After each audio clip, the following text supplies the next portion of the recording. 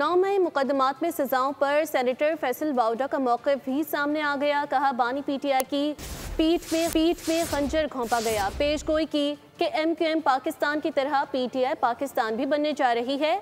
ऐलान किया कि जल्द पीटीआई का एक ख़तरनाक मंसूबा मंजर आम पर लाएंगे।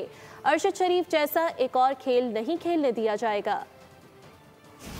पीढ़ पे खंजर घोंपा है पीटीआई के नजरियाती लोगों के नाम पे जो नजरियात से चला रहे थे पीटीआई को। उन्होंने पानी की पीठ पे भी खंजर घोंपा, जमहूरियत की भी, मुल्क की भी, इदारों की भी और पार्टी की भी। ये MQM पाकिस्तान की तरह MQM पीटीआई पाकिस्तान बनने जा रही है, अपने आखिरी मराइल पर है और उसका स्टार्ट बिगिनिंग हो चुकी है। नाअहलियों का सिलसिला शुरू होता चला जाएगा और ये अचानक से इदारों के खिलाफ जो बलवला अटैक शुरू हुआ उसकी वजूहत क्या है, क्या मनसूबा बंदी ये कर रहे हैं खतरनाक किस्म की, जो कि अरशद शरीफ के साथ एकदम हो चुकी, जो मैं होने नहीं दूंगा। मैं मुल्क से बाहर हूँ, आपके साथ कौम के आगे वो सारे हकाइक भी सामने रख दूंगा।